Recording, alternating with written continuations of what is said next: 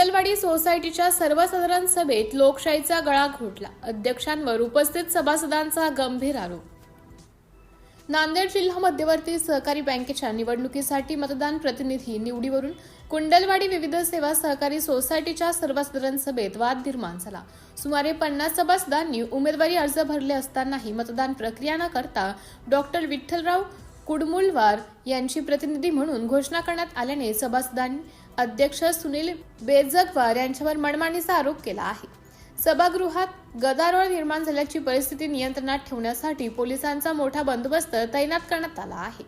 या निर्णयामुळे सोसायटीच्या पारदर्शकतेवर प्रश्नचिन्ह निर्माण झाले असून सभासदांनी तक्रार दाखल करण्याची तयारी दर्शवली आहे. या सभेला 300 ते 400 सभासद उपस्थित होते. सिटी इंडिया न्यूज साठी प्रतिनिधी व्यंकटेश मदनुरे, कुंडलवाडी. तसं जर पाहिलं तर ही सभा मी 3 कारणं आहेत या सभा आयोजित करण्याच्या अनुषंगाने. एक, 378 सभासदांनी त्या ठिकाणी लेखी मागणी केलेली होती. कलम 19 महाराष्ट्र सहकारी संस्था अधिनियम 1960च्या कलम 72 नुसार बंधन आहे. दुसरं कारण असं आहे, सहाय्यक निबंधकांनी उचित कार्यवाहीचे निर्देश या ठिकाणी दिले होते.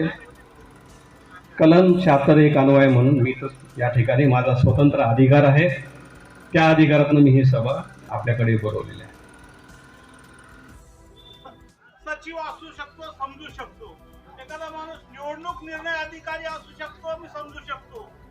अरे पण हा निवडणूक अधिकारी हाच, सचिव हाच, चेअरमन हाच, मला भाऊरुपी वाटला.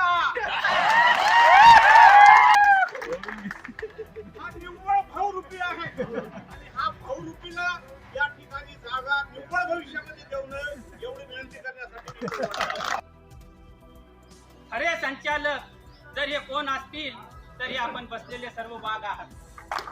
या ठिकाणी उपस्थित या विविध सेवा सहकारी सोसायटीचे माजी चेअरमॅन सायना सेठजी उत्तरवार, कुंडलवाडी नगर परिषदचे नगराध्यक्षाचे प्रतिनिधी गजानन कोटलावार, आमच्या पानसरे महाविद्यालयाचे उपाध्यक्ष राजू शेठजी उत्तरवार, नावं घेण्यासारखे बरेचसे या ठिकाणी आहेत आणि तुम्ही गेल्या 8 तासापासून या ठिकाणी उभे आहात याची मला जाणीव आहे.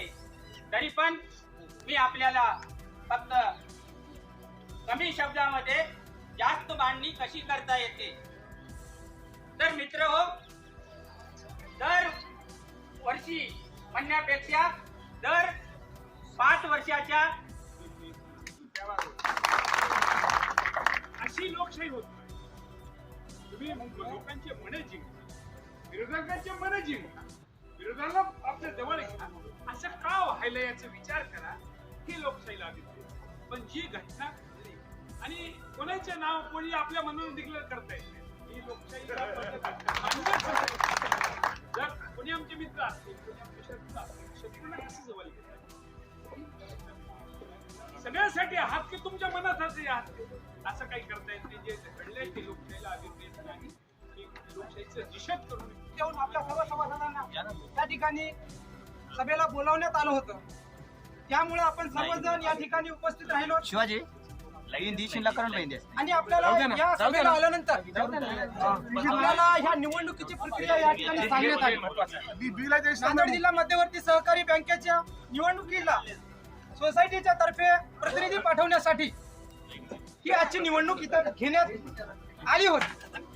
परंतु आदरणीय चेअरमॅन साहेबांनी त्यांच्या मनमानी कारभाराचा आज कळस गाठला. आज या ठिकाणी अगोदर त्यांनी आले, माझे बायलाज, माझे नियम, माझ्या अटी, माझ्या कलमा या कितीतरी वकिली पेशाचे त्यांचे अनुभव या ठिकाणी सांगून गेले. मला वाटलं कदाचित ते चेअरमॅन आहेत का वकील आहेत, मला हेच कळालं नाही. ठीक आहे, असो. पण मला या ठिकाणी हे म्हणायचं होतं, तुम्हाला या भर उन्हामध्ये, उन्हाळ्याच्या दिवसामध्ये सर्व शेतीचे कामं, कोणाचे कार्यक्रम, अडी अडचणी सोडून या ठिकाणी तुमच्या हाकेला, तुमच्या नोटिसीला बघून सर्व सभासद या ठिकाणी उपस्थित राहिलेत. त्यांचा मान न ठेवता तुम्ही अगोदर म्हणलात मला निवडणूक घ्यायची आहे, तर मी तुमच्या म्हणण्याप्रमाणे मी निवडणूक घेईन. मग तुम्ही म्हणला तुमची नावं सुचवा. मग आपण उमेदवाराची नावं सुचवली. मग फॉर्म भरा. मग फॉर्म भरलं. त्यानंतर ते म्हणले आवाजी मतदान करायचं. तर इथं काही भावांनी एक प्रश्न उपस्थित केला की मला समजा प्रकाश पाटलाला मतदान करायचं आहे, परंतु साईनाथ शेठ पण उभे आहेत, पण मी हात वर करून जर मतदान केलो तर मी साईनाथ शेठला विरोध झाल्यासारखं होईल. त्या पद्धतीनं गुप्त मतदान घ्या. ही रास्त होती मागणी. आवडली ती मागणी. ती मागणी सुद्धा त्यांनी मान्य केली. मागणी मान्य केल्यानंतर मग फॉर्म भरण्यात आले. मग चिन्ह मागितल्या. आश्वासन दिलं मी चिन्ह देतो तुम्हाला. तरी पण मान्य केलं. 20 मिनिटाचा विड्रॉलचा कार्यक्रम होता. मग त्यामध्ये त्यांचा काय विचार झाला मध्ये जाऊन आज या ठिकाणी साईनाथ शेठवर आणि गजूभाऊवर प्रेम करणारी सर्वात जास्त सभासद संख्या बघून त्यांच्या पायाखालची जमीन हादरली आणि आज आपण या ठिकाणी हारतो हे वाटल्यानंतर त्यांना असं लोत्री करावं वाटलं. त्यांनी म्हणले मला मतदान घ्यायचं नाही, मला तुमची गरज नाही, तुम्ही सभासद आले तर काय, न आले तर काय, तुम्ही कशाला आल्या, ही आल्या, ही आरेरावीची भाषा त्यांची तुम्ही सगळ्यांनी ऐकला ती. आणि शेवटी त्यांनी काय म्हणलं, मी ह्या सभेचा सचिव आहे, मी या सभेचा अधिकार मला सगळं मला आहे आणि मी म्हणलेलाच आज उमेदवार घोषित करतो. म्हणून त्यांनी एका व्यक्तीचं नाव घोषित केलं. मला नाव घ्यायचं नाही त्या व्यक्तीचं, कारण तो व्यक्ती घोषित करलेला व्यक्ती पात्रच नाही तर मी त्याचं नाव का घेऊ, मला घ्यायचं नाही घेतला. तर मला एक म्हणायचं आहे, आज या हुकुमशाहीला, या हिटलरशाहीला आपल्याला या ठिकाणी दाबायचं आहे. आज याला अधिकार नाही या पदावर बसायचा. सोसायटी आपली आहे, आपण सर्व सभासद आहोत.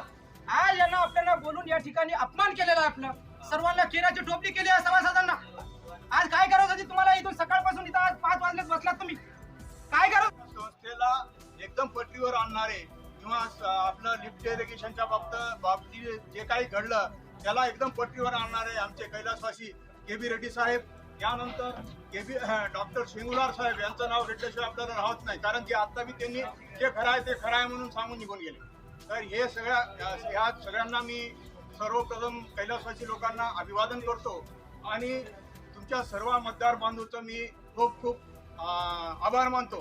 कारण तुम्ही सकाळपासून इथं उन्हा, आज दुनियाचं ऊन आहे, आज एप्रिलचा महिना आहे, या उन्हामध्ये तुम्हाला इथं बोलवण्यात आलं. काही गरज नव्हती बोलवण्याची. कारण कसं आहे, तर आपल्या सोसायटीतच नाही तर नांदेड जिल्ह्यामध्ये 600-700 सोसायटी आहेत आणि 600-700 सोसायटीमध्ये कुठंही आपली आमसभा बोलून कुठेही सभासद पाठविलेलं नाही. याचा अर्थ काय व्हायले, यांनी काय करायले हे आपल्याला सगळ्याला समजायले. चूक आमची झाली, कारण आम्हीच बसवलो, पण एवढं बैमान निघेल म्हणून आम्हाला असं वाटलं नाही. आज येथे 3 खून झालेले आहेत. 3 खून झालेले आहेत. पहिला खून झालेला आहे जे जयरामजी आंबेकर यांनी ज्या भावनेनं स्थापन केली, त्यांचं जे उद्देश होतं त्या भावनेचा इथं खून झालेला आहे. कारण इथं त्यांनी कधी बैमानी केले नाही, कधी चुकीचं काम केलं नाही, कधी नियमाच्या बाहेर जाऊन काम केले नाही, त्याचं एक खून झालेलं आहे. नंतर लोकशाहीचं खून झालेलं आहे. आता जे आपण बघतो ही लोकशाही नाहीच, 100% हुकुमशाही पद्धतीने त्यांनी आता वागले.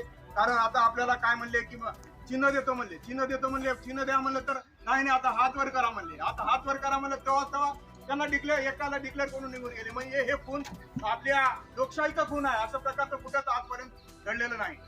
तर इथे उपस्थित असलेले सर्व आपण सभासद, आमचे मोहनराव गंगुने, मोठे बंधू राजेशेठ उच्चरार, भूमन्ना मामा, संजीव पाटील, प्रकाश पाटील, गजानन कोटलावार, गंगाधर कोटलावार, आमचे संचालक जे आहेत माधवराव पाटील असतील, होरके सर असतील, चंद्रकांत असेल किंवा अजून जे काही आमचे सर्व संचालक आहेत, भीमराव पोतनकर असेल, या सर्वांना, संजू पाटील असतील, सर्वांना मी, संजू पाटील आपले रामपुरे असतील, यांनी सगळ्यांनी खूप आपल्याला दिलेलं आहे.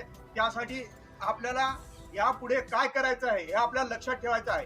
कारण अशा माणसाच्या हातात जर सोसायटी राहिली काही दिवसासाठी तर सोसायटी सुद्धा गायब करून टाकायला यांनी कमी मागे पुढे करतात. कारण जे स्वतः काय म्हणतात की मी आता सगळ्यांनी सांगितले की मी अध्यक्ष, मी सचिव, मी प्रोसिडिंग ऑफिसर, मी सगळं क्लार्क, मी एवढ्या पद्धतीनं निर्लज्ज अशा पद्धतीनं की असे जे त्यांनी सभा घेतली त्या सभेवरून आपण विचार करू शकता. हे आज सोसायटी जी आहे 25 कोटी रुपयाची जवळपास मालमत्ता आहे आणि 25 कोटीपैकी कमीत कमी 25 हजार रुपये आपल्या सभासदाला येतात.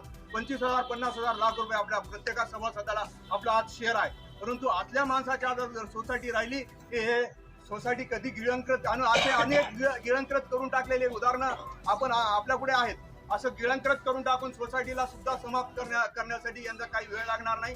त्यामुळे आता समोर जेव्हा केव्हा आपल्याकडे येतील, जेव्हा केव्हा ते त्यांचं काम पडेल